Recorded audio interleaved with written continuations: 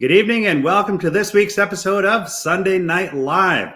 This is our monthly TechForce edition where we talk about how techforce.org helps you guys and gals in the automotive world as it relates to technicians and how to best support them. So once a month, I bring on somebody that is associated with TechForce to talk about their mission and some of the things they do. And, this week I've got Greg Settle. He does an annual report that's pretty astonishing because every store I go into, and I'm in and out of a lot of stores every day, I hear over and over, we don't have enough techs. We need more techs. And for a long time, the numbers have been going downwards, but Greg put together a report that's got some positive stuff in it. So welcome to the show, Greg. Thank you, Paul. Appreciate the invite. It's great to be here. Now, you have a rich history in automotive, and we just spoke. You have 51 years of experience in automotive. Yes, hard to believe. It really is. But I started back actually right out of high school. I decided to go to a trade school. And it was interesting because I really, a lot of kids, I think at that age, at least back then, knew pretty much what they wanted to do, as far as what career they wanted to go into, maybe what college. And I suddenly found myself as a senior in high school and I had like no passion for anything as far as different careers, doctor, lawyer, Indian chief. I mean, nothing really appealed to me. The only thing I knew was that I loved working on cars. I loved, hands-on work. And I had heard about a tech school and decided to look into that. So I talked to my parents about it. They were really supportive, which was great to not, because I think I always kind of assumed I'd go to college, but it just ended up being, not something that I would look forward to or really wanted to do. So they were really supportive, and I ended up going to trade school for about a year. When I got out, I immediately got hired at a dealership, and it was a Mercedes-Benz dealership. And so I started as an apprentice technician there and, worked my way up to a journeyman technician. Then from there, I went on after a few years, became shop foreman at the shop, and then service manager, eventually service and parts director of fixed operations at a couple different dealerships, all in the San Diego area. So I spent a total of 20 years in retail at various dealerships, all with Mercedes-Benz. And then I just felt like I wanted to be involved in something on a broader basis than, just like working at a dealership, maybe have more of an impact. So I decided to look into the wholesale side of the business. So I ended up getting a job with Mercedes-Benz USA, who is, responsible for distributing all Mercedes-Benz automobiles in the US. And I started out as a service rep, calling on dealerships, signing warranty claims, meeting with customers, that type of thing. But what I really wanted to do was, there was a job that Mercedes had called a technical specialist. And as a technical specialist, you went out and assisted dealers with problem cars, cars that, they just couldn't get fixed, or, a bad situation with the customer, repeat, attempts to repair. We also did fire investigations, accident investigations, those types of things. So it was from a technical standpoint, really a fascinating job. And, I did get that position. And at that time, maybe there were 15 of us in the country that did that.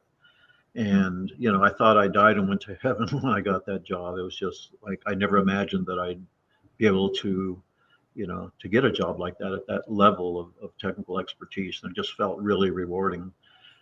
So I was quite surprised a couple of years later when I started to think, maybe I need to do something else. Maybe this isn't really like the the end of my path. So I decided to. I was asked to go back to the headquarters of Mercedes-Benz, which is in Montville, New Jersey. So long ways from San Diego, big change. I somehow convinced my wife to move to the East Coast. But I went back there. I started as a staff engineer in charge of electrical systems. So in that role, we worked with the engineers in Germany. We didn't design uh, anything per se. As far as the cars, of course, they do that in Germany, but we did work with the engineers in Germany on technical issues and sometimes fixes, repairs, after, after the cars were released, where we might come up with a repair and then work with Germany on implementing it. So really super interesting job. I did that for a couple of years. Then I was asked to take over technical training for the U.S. And that was an awesome job. When we were talking earlier, Paul, I was saying, all through my career, I didn't really have a job I didn't like. And I got to do so many different things. And it continued from there. I went from technical training. So I was in charge of technical training, training operations, which included all of the training centers around the country. And then, after that, a couple other slight changes. I did sales training, I was in charge of sales training for the country for a couple of years, and then also all of the internal training, employee training for Mercedes-Benz USA. So spent quite a number of years in the training world. And one of the things in technical training that ended up being really interesting and fun and rewarding, for the company was I started a training program called the Elite Training Program. So it was a technician training program for entry-level technicians. So this would be graduates out of trade school or out of maybe a community college automotive program. So they had the basic understanding of automotive technology, and they came in with a decent foundation. The purpose of the program was to teach them how to work on Mercedes-Benz specifically. So when they would go into a dealership, they already could kind of hit the ground running. And that ended up being a really successful program. A version of it, now it's been changed a bit, and a version of that is still running many years later. I don't remember exactly what year we started that, probably around 2000 or so. In fact, it was the end of 1999, like the last quarter and into 2000. That's when it started. So then after that, I retired about 8 years ago now from Mercedes-Benz USA, and I wanted to stay involved in the industry. I wanted to give back, and young men and women coming in as entry-level technicians, that was always a passion for me. And it was such a great career for me, and I wanted to share that and to help get more young men and women interested in, going into the business. So TechForce was a perfect fit for me because that's their whole mission, to get young men and women to and through their education and then into, into positions in the industry.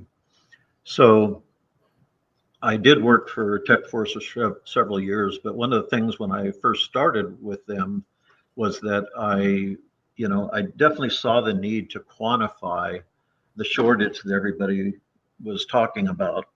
Excuse me, 1 second. Let me just acknowledge a couple of guests before we get too far in. Sure. Nathan Williams, good evening, everyone. Welcome. And Craig Tomazik, I got smart. So I have my phone open, which shows the name of the person, because in the platform, it shows LinkedIn user. So now I can tell who's who. So it says, good evening, everyone. And Ron Usher, a retired tech, my favorite retired tech, says, hello, Greg and Paul. And Russell Hill, hello and good evening to you, Greg and Paul. Nathan Williams says, like they say, find a job you love and you will never work a day in your life.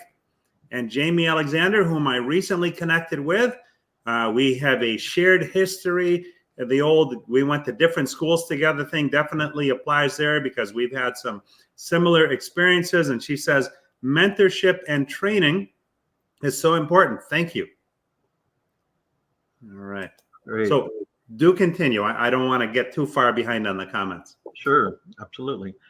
So as I said, I joined TechForce, and one of the things that I felt was really important right from the beginning was quantifying, what the shortage was. So back then, I mean, we've been talking about a shortage for decades, literally. Yeah. So back then, it was already a big topic, and to me, it was like, okay, that's I totally get it. I mean, I absolutely believe that we have a shortage, but I'd like to know what it is, because if we're going to get serious about attacking this problem and about going out, getting partners, organizations interested in working with us, I mean, we've got to have our facts together. It's like, how do you hit a target when you don't know what it is, right?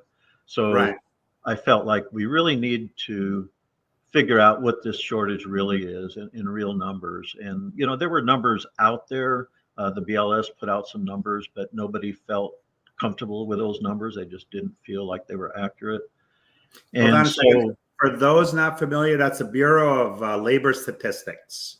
yes, thank you, Paul. So they do have a lot of great information, and a lot of it we do use in our report. But back at that time, it just wasn't really a viable, source that could be counted on.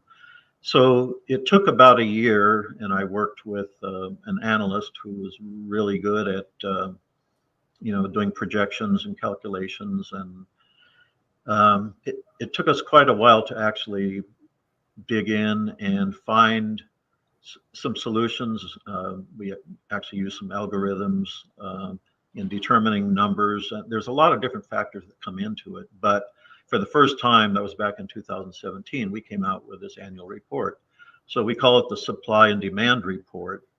And that's because those are the two things that it looks at. So with this report, we consider supply post-secondary graduates. So graduates, beyond high school, whether it's from a trade program, Yeah. or a trade school or a community college. In most cases, there are a few four-year colleges that offer that type of training, but they're fairly rare. So it would be great if we could also look at high school programs, but amazingly enough, there is no data really on high school programs across the country. And I've looked everywhere. A lot of other people that I know have looked, and there's just no standardized data of the number of kids that go through trade programs nationally. So that's unfortunate, and maybe at some point that'll be corrected. But as of now, all we have really is post-secondary programs to look at. And to be honest, in today's world, those are the students we really need anyway. We need students that have gone beyond just like a high school automotive shop program, or collision possibly, or diesel, and taken more training, dug in a little more, maybe made a bit more of a commitment to something that they think might be a career for them. So the post-secondary graduates, it is a good source of information for us to look at for supply. So the other side then is demand, and demand is driven by a lot of different things. But that's what we really did not have good numbers on before. And, talked about the Bureau of Labor Statistics and, other sources, but nobody really knew the numbers. So that's what we really worked hard to try to quantify. And there's many things that come into that. The ratio of technicians to vehicles out there. The economy plays a big part of it, bigger than you would think. Just like the gross domestic product from year to year, that's one of the factors that we look at. The total vehicle population, vehicles in operation. So every year we sell more new cars and we add to that vehicle population. But then also, a number of cars are taken out of service. They're old, they're they're worn out and they go to the junkyard, so those are some of the factors that weigh in. So specifically this year, I think in the title for tonight's show, Paul indicated there's some positive momentum going on this year, and that is really great to see because for the last several years, it hasn't been a lot of positive news to talk about. None. Pardon me? None. It's None, been going yeah. down. Yeah, pretty much. I mean, a couple slight increases here and there, but you're right, virtually none. So this year, I think one of the biggest things is that for the first time, we've seen an increase in post-secondary graduates in all 4 areas that we include in our report. So that's automotive, diesel, collision, and aviation. And for us, aviation is kind of a new sector that we just added. We did a bit of it last year, but really this is the first year that we went into it and included it as kind of one of the core elements or the core sectors in industry in the report.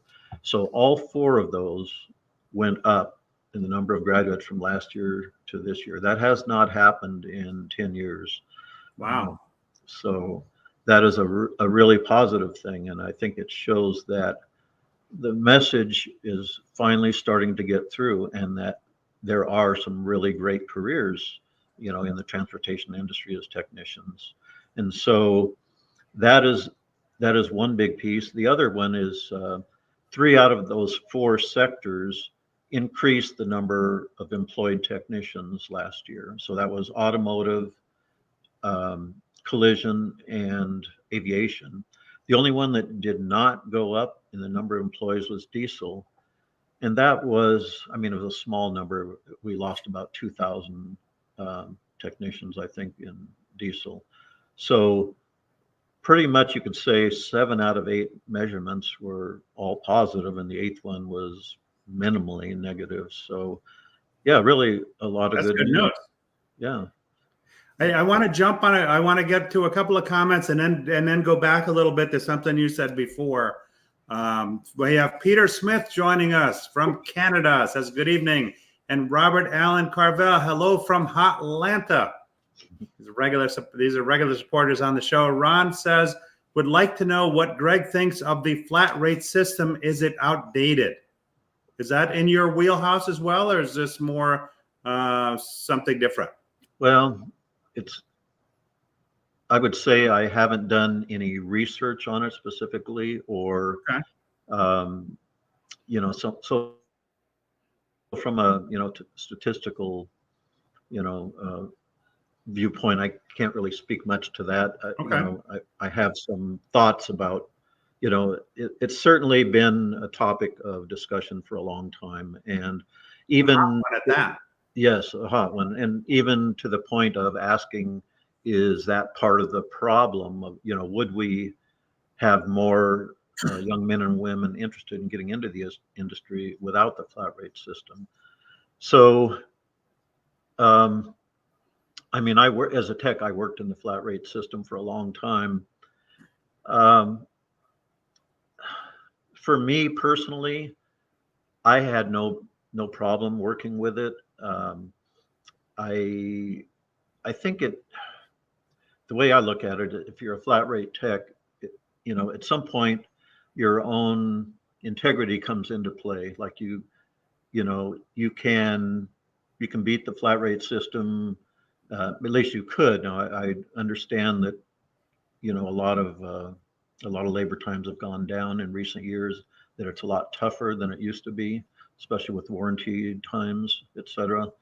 But I didn't have any problem working with it. I think also back then the cars were, much, let's face it, they're just simpler. Easier to work on. They didn't have the technology that they do today. And I know there's, a lot of times now you can spend a lot of time chasing down intermittent electrical problems and things. Yeah, I don't have really a good answer about the system. I think that there's some good things with it. There's some bad things. And I think the jury's still out whether it's going to continue to stay in place or not. I don't know. I think we're going to have to wait and see. My take on it is that, there's a time and place for everything. And I know a lot of techs personally that have made a lot of money with the flat rate system, but this is a different time also. We went from rebuilding alternators and starters and things like that back in the day to now, we're talking about code that technicians have to know. We've gone from being mechanics to electromechanical engineers. Okay.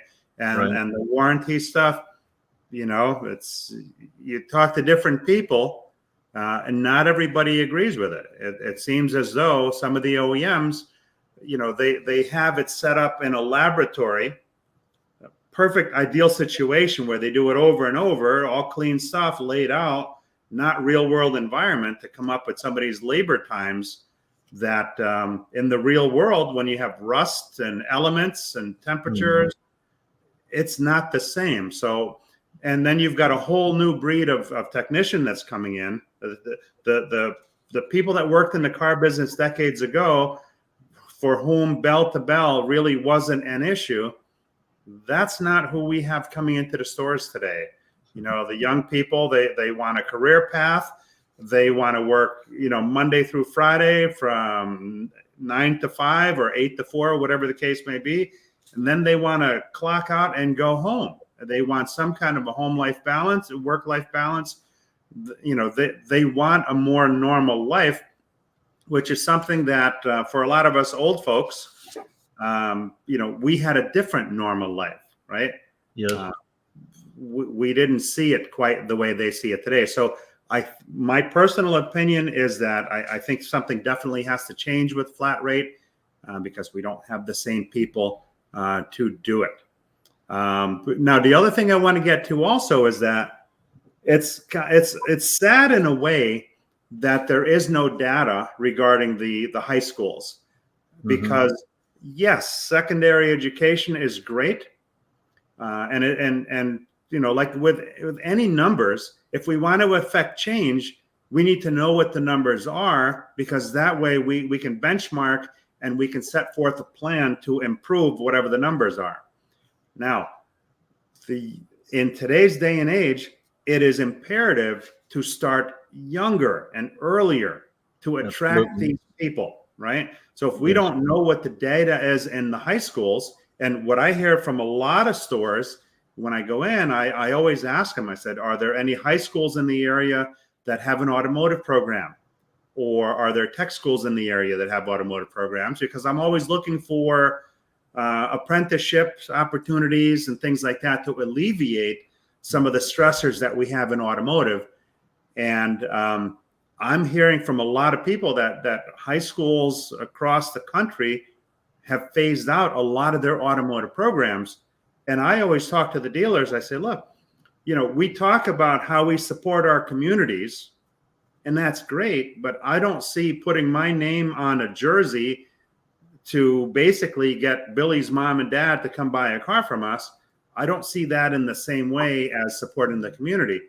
The way I look at supporting the community is, let's find out which schools do or don't have a program. And rather than spend money on, I hate to call it BS, but things that are not as important, why don't we help them develop a program? Let's go to the school and say, okay, let's talk to your students. Let's see what kind of interest we have in a mechanical program for automotive.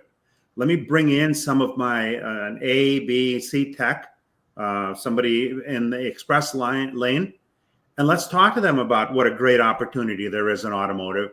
And then let's find out, okay, so what do we need to get started with a program at your school?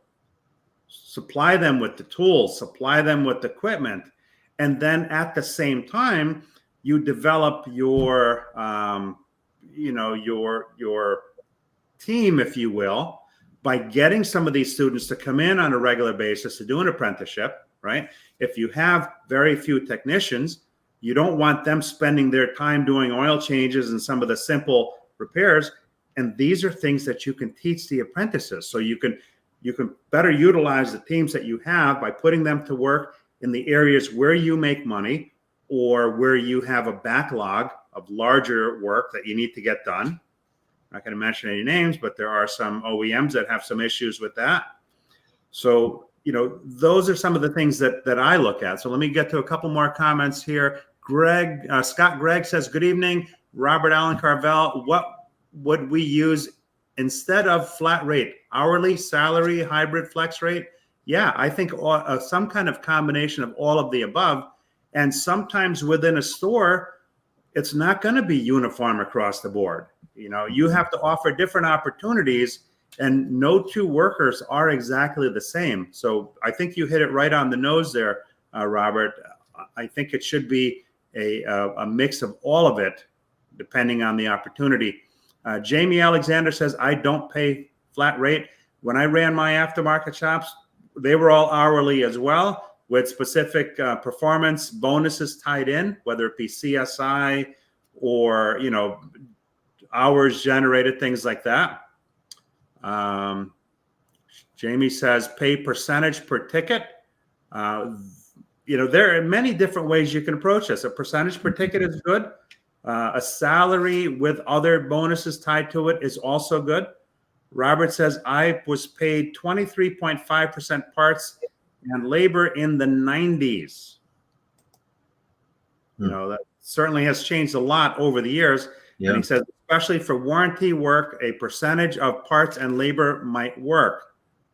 And that, there's so much change today with the warranty stuff and the warranty reimbursements, right? We now get retail reimbursements, but then you hear there are other things, other hoops that are put up in place that we need to jump through. So I don't think that argument is settled just yet. Ron Usher says, what about the EV scene for the future? Now, the EVs have impacted this somewhat, no?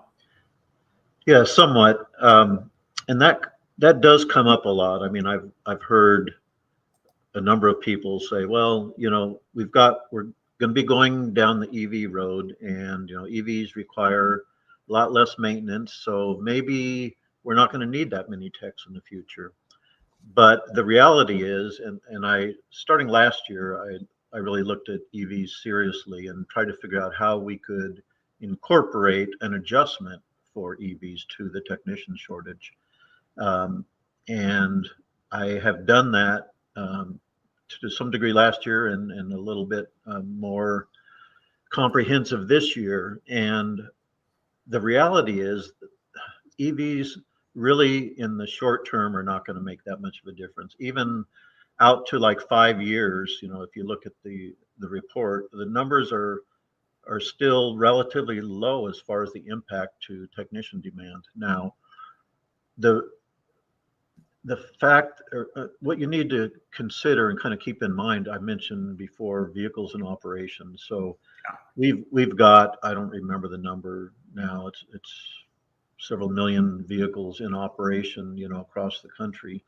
And so we're putting in, I think this year, if I recall, the number of new vehicles sold was about 12% of them were going to be EV. So, you take the number of vehicles that we sell in a year, cut that down by, to 12% of that number, and then look at the savings. In the report, I quoted 3 different sources who had looked at what the real savings were with an EV. So how much cheaper was it to service and maintain an EV? And I used those numbers in the computations.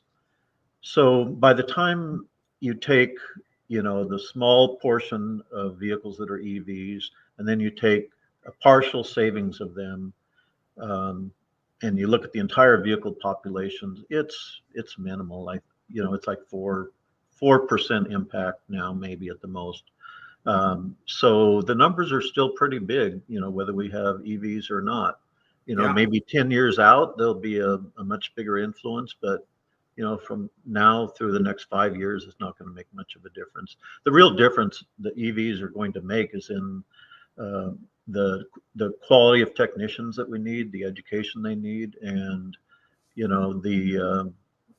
we need some pretty sharp young techs out there to take care of EVs and the accompanying technology with them. Autonomous driving that's coming down the road, just a lot more.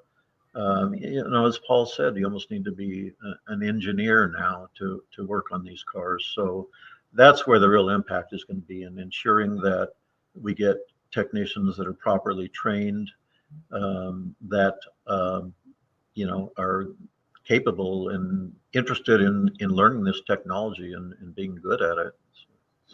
Now, an important thing to realize is, and we hear a lot about this. Yes, maintenance per se is less on EVs. There's no question. I mean, if you go from a motor that's got 20 moving pieces in it to one that's got 2,000 pieces in it, there's going to be less maintenance. But I just posted a video on LinkedIn with my friend Sean Reyes from Recall Masters, and the data says that while there may be less as far as routine maintenance is concerned, as far as actual issues that need repairs, those actually show the data says that shows a little bit higher incidence of needing repair. So the work is out there. And as far as the dollar amounts, you see a lot of stuff today about that tires being the new oil change, and that is correct to some degree. But there are things that go wrong with EVs that these are warranty opportunities on some high ticket items. So I wouldn't throw the baby out with the bathwater, I think that saying goes, as far as what you may or may not be able to repair, because there's certainly plenty of opportunity in it. And I want to talk a little bit about, so the numbers are that there are more graduates, I think was it, right? Yes. In the automotive sector? Absolutely. Yeah, there were more graduates. And so they've gone down for 9 years in a row in automotive. Every year we have less graduates, and that's been really, really worrisome. So this is the first time that automotive has gone up. Now, some of the other segments have had a couple little bumps where they've gone up, but then back down. But automotive has been going straight down for 10 years. So that's really good news. And I think another thing that was really positive to see, I mentioned that the number of employees in all the sectors had gone up other than diesel. But in automotive, it was a big jump. It was 50,000 more, actually 49,000 more employees in the automotive sector. That's a huge number for a 1 year jump. So that was very good to see. And I want to stress something also about graduation rates, because I don't know how many of people out there watching now or on the replay are familiar with graduation rates as it reports, as it pertains to education.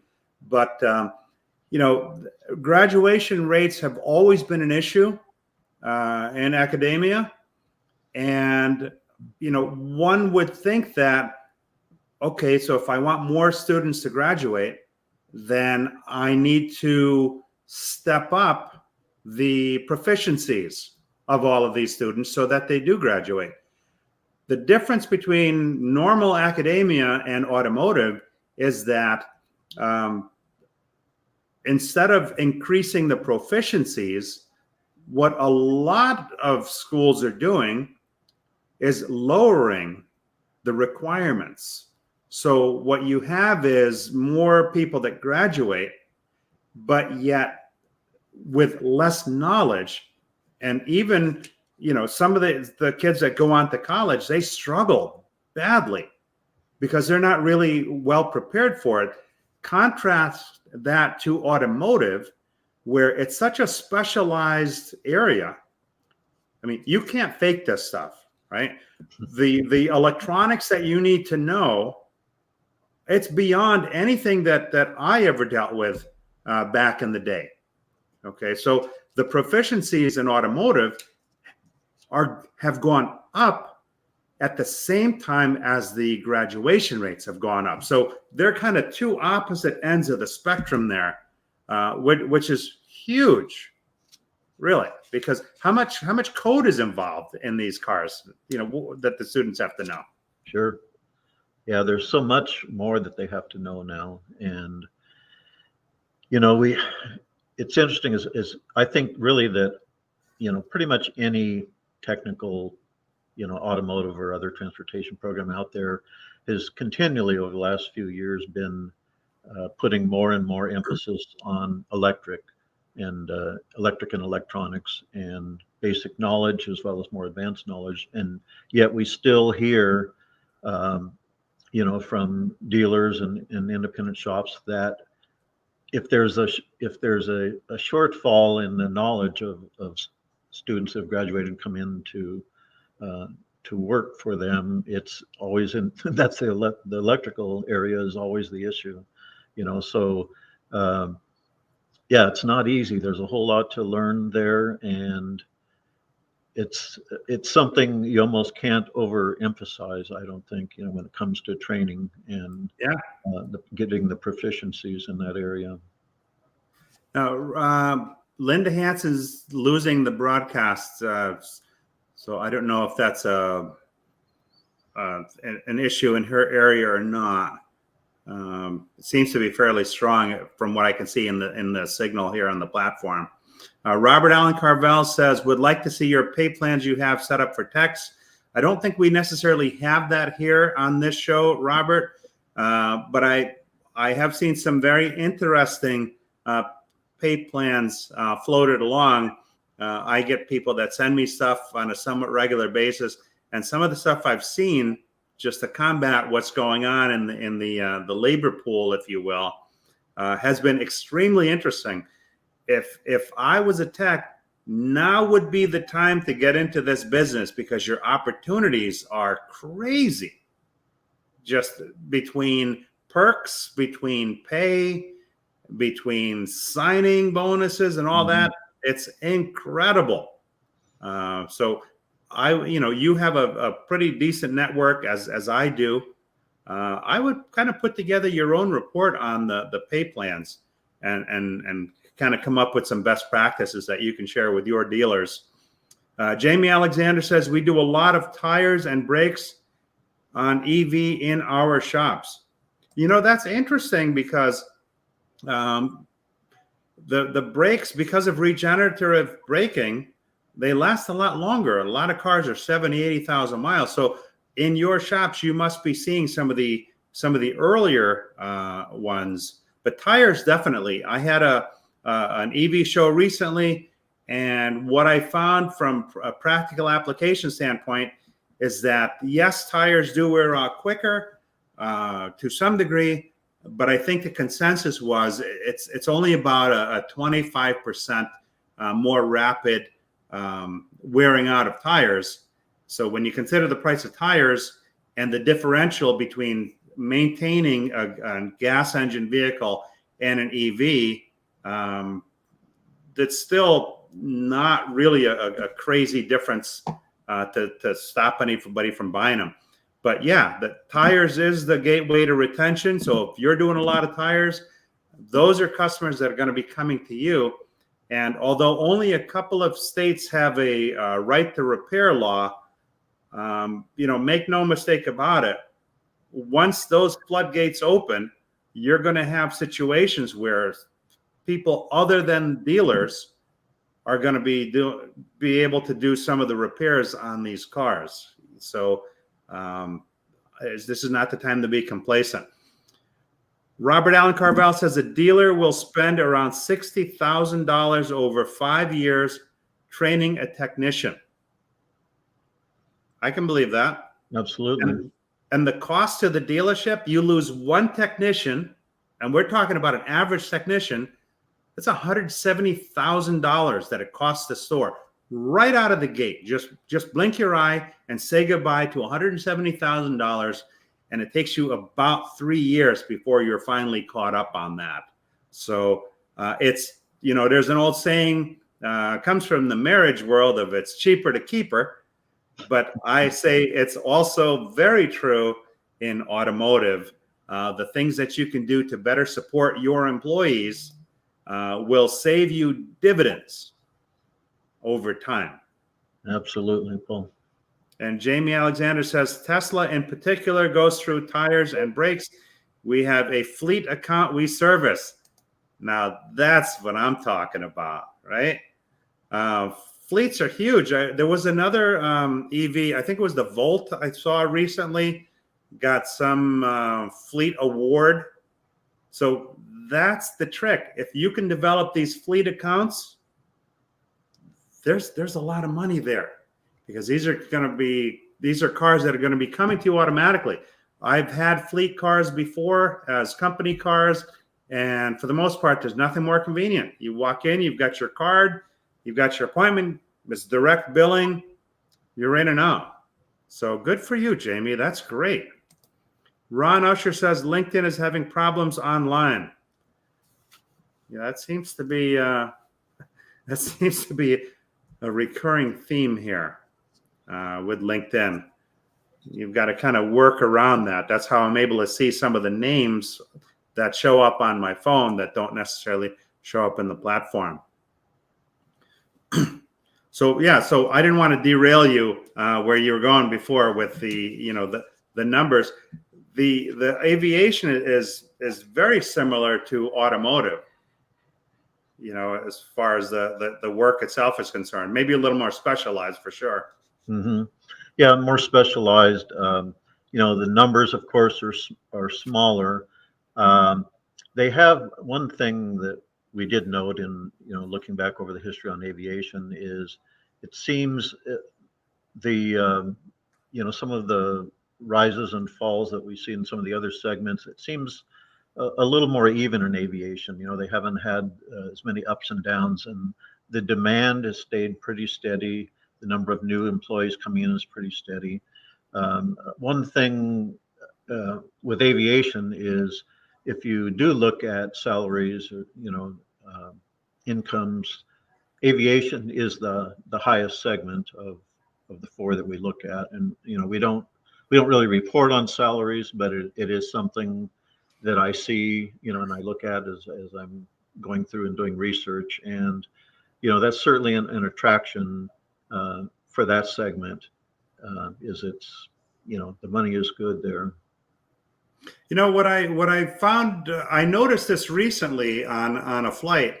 The average car today is on the road. If you Google it, I believe the number is 12.1 years that a car is on the road. Okay. So there's a lot of service opportunities there. What I found mind-blowing is, and I don't know what the number is, but in aviation, some of these planes are older than dirt that we're flying today. Mm-hmm. Okay. Yeah, when I'm in the bathroom and I see an ashtray in the plane, man, I don't know what year they stopped that in the airline industry, but I think it was a long time ago. And some of these airships are still flying across the world. Yeah, it is incredible how long some of these have been in operation. And yeah, it's been literally decades for no smoking in planes. So that's a little worrisome. No kidding. No kidding. So what other kinds of trends did you find in this report? Well, I think one thing that was kind of interesting is, talking about just the general acceptance of, in the country about technical careers and opportunities, et cetera. The total, if you look at the growth in the labor rate, and I just wanted to double check something. I believe that the numbers were, so the growth in the labor rate, if you look at all industries, like literally every working person in the U.S. For all of those jobs this past year, it was 4%. In our sectors, it was 4.3%. And so, I mean, we're actually, this past year, we grew more than the economy in general, than all jobs in general. And that's definitely saying something. It certainly has not been that way in the past. So that's another trend that I think is a really good one. And kind of on the other end of that, when it comes to retirements, we hear a lot how, the techs are aging so much. We have so many older techs, and that's part of the problem is we have so many retiring. Well, the reality of that is that's not necessarily, it's not a problem just, in the transportation world by any means. It's a problem, because of baby boomers, the ages of baby boomers, there are a lot retiring. But what I found is that the sectors that we look at in the transportation industry all are below the average retirement so this would be the number of people, the percentage of people really is what they look at that are retiring in each of these jobs. And the general population is retiring faster than techs are. So we're no worse off than anybody else. In fact, we're a little better off. So that's something it's been talked about a lot over probably the last decade at least or so. But the reality is it's no worse than anywhere else, and actually a little better. That's an interesting statistic once you look at it, because I hear out in the field about a lot of dealers are scared because a lot of their senior techs are getting up there, and they're talking about retirement. A lot of them are keeping them there longer. Mm-hmm. But it's interesting to know that the data actually is contrary to what the rest of the working world is experiencing. Exactly. Yeah, from everything you hear, talking to dealers and other shops, it's they're all very concerned about the age, and it's not as bad as just the general population. It's less of an issue than everybody thinks it is based on the data. Right. That's what I love about data. The people tell one story, the data tells another story, and somewhere in the middle is the real information. But without knowing what the actual numbers are, and you study this kind of stuff, and if NADA is looking for data, where do they get their data?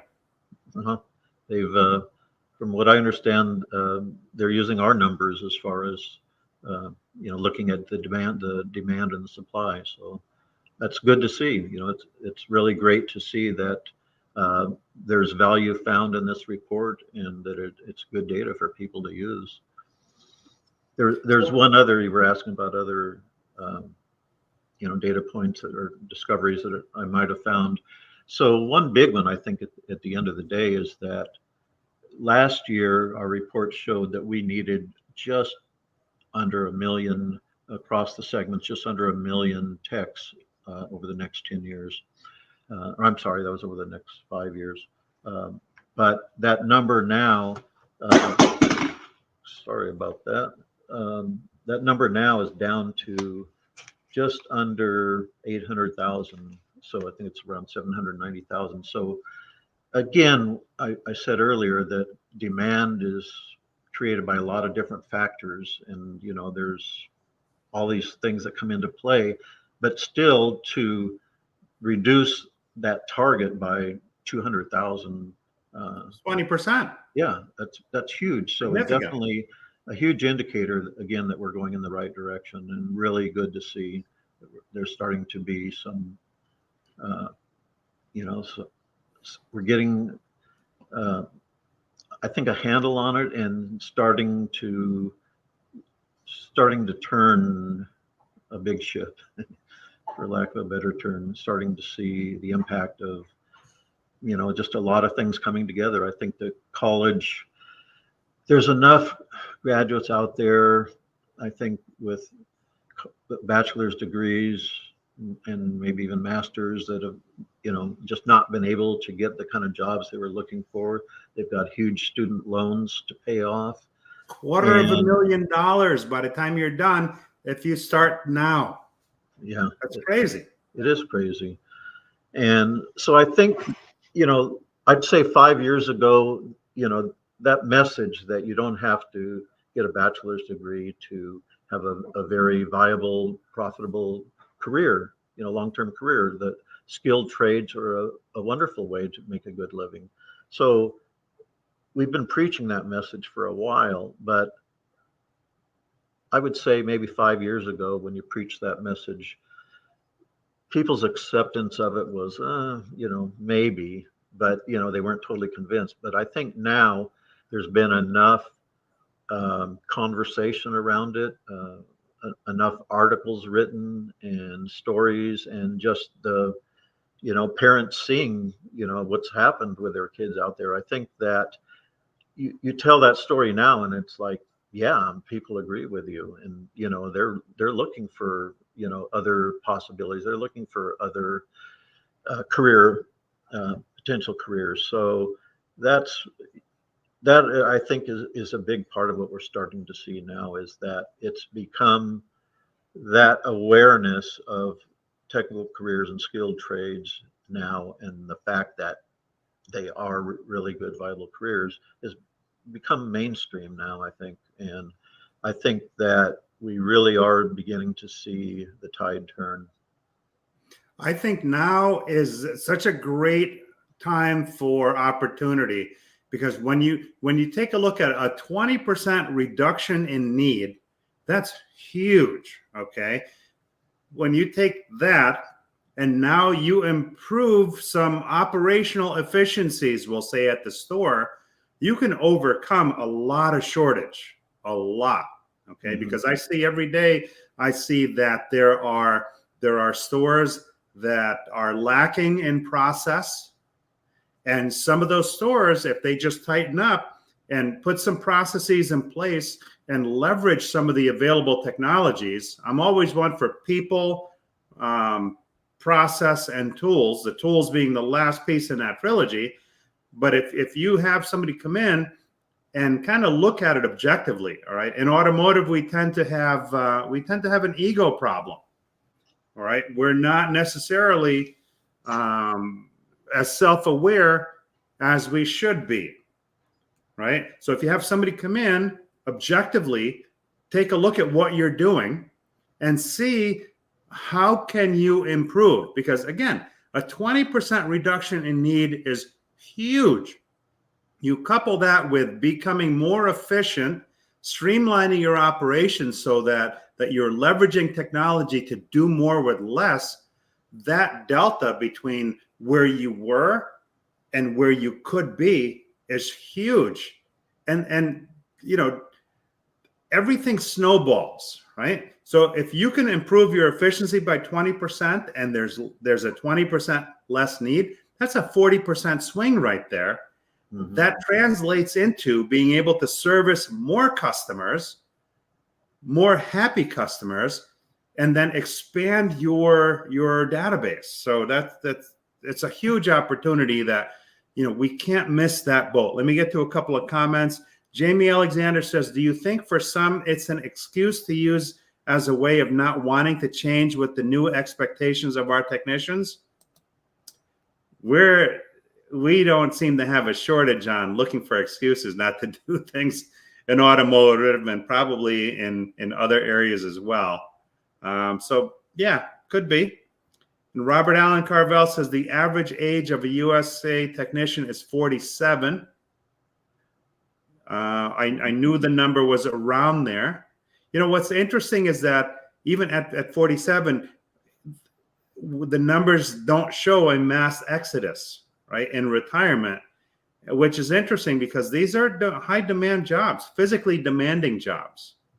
This is not the type of job you could do, well into your later years. Your back takes a toll. everything else takes a toll. Talk to anybody that's done it for a long time. And Robert Allen Carvel says, skilled labor make more annually than a 4-year college degree graduate. No kidding. You can make 6 figures in automotive easily without spending $250,000 on an education. Yep, takes a long time to pay that back. And Ron Usher says, I think that dealers and service centers have to start to get the word out that the new automotive tech jobs are great. And that needs to happen early. They need to go into the schools. You need to bring your team with you. John Frazier, a good friend of mine, he attends school fairs with regularity. Ed Roberts, another friend of mine, is very heavily involved in that kind of stuff. And he's got a bullpen of people waiting to work there. So just because other people are struggling with it doesn't mean that you have to struggle with it also. We can take a more active role in making sure that we don't have some of these issues. Now, TechForce.org is where you go. You can sign up for a free account. It's an incredible organization. There's a huge pool of technicians and industry leaders and companies that contribute. There are training videos. Nothing leads to a certification, but there are training videos that can teach you how to do basic things, how to replace a window regulator, how to replace a ball joint, how to do an alignment, many, many different videos that you can learn that'll help you become more proficient. It's like in the food industry. Some of the best chefs that I have met are chefs that have come up through the ranks. They were dishwashers when they started. They were bussers. They were servers that grew into the position. So when you leverage the information that's available to you at techforce.org, it's huge. And if you get involved at the sponsorship level, you have access to more things. So I want to just play a short clip here. Let's see, where are we? Here we go. TechForce, the first and only network for next-gen tech. Welcome to TechForce, a platform dedicated to launching and advancing the careers of next-generation technicians. People like you, students, instructors, working techs, industry leaders, you. Showcase your school, job, and awards. Post your current project and follow your friends. Flex your talent. Follow industry trends and connect with future employers. Connect works on all devices. Compete with other users and climb the leaderboard in daily and special trivia. Scholarships. $2.3 million in scholarships awarded annually. Explore your passion, flex your talent, build your career. Join techforce.org. You heard that right. $2.3 million in scholarships to help people get into our industry, an industry that can change their lives. Automotive has always been very good to me. Greg, you've been extremely happy in your 53 years in automotive, man. Yeah, it really has been a wonderful ride for me. I'm extremely happy. I've been fortunate to do a lot of different things and to enjoy just learning, just continuous learning, different things, different areas of the business. You know, it's such a widespread business. There's just so many different directions you can go, so much you can do. There's really no limit. You know, it's just your only limit is what you want to explore and learn about. And I don't know, it's been a great career for me. Yeah, I highly recommend it. And you know, one thing I took away from our conversation earlier is that you've loved everything you've done. I've loved everything I've done. And there may be some people out there watching either now or on the replay that don't quite feel that way. But the bottom line in loving everything that you do comes from inside, right? We are what make what we do so valuable. Don't count on somebody else to do it for you. Have that fire burn from inside, and you will love everything that you do. So I want to thank those watching today live, and I want to thank those that are going to watch on the replay. I very much appreciate your support. And like I said, go on techforce.org, sign up for a free account, and get involved. Help our community get better. And one last thing here. Let's see. Robert Allen Carvel says, the best kept secret out there. Automotive technicians are paid well. 100%. Any final thoughts you want to leave us with?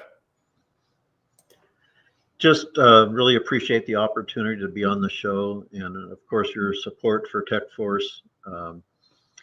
It's been very interesting to do this report, and it's certainly expanded my knowledge about the business, and even changed my opinion of some things. Like we were talking earlier, there's people have opinions on things, and then there's data, and Right. the data has been really interesting, and just supports the things that I believed about the industry and the opportunities, and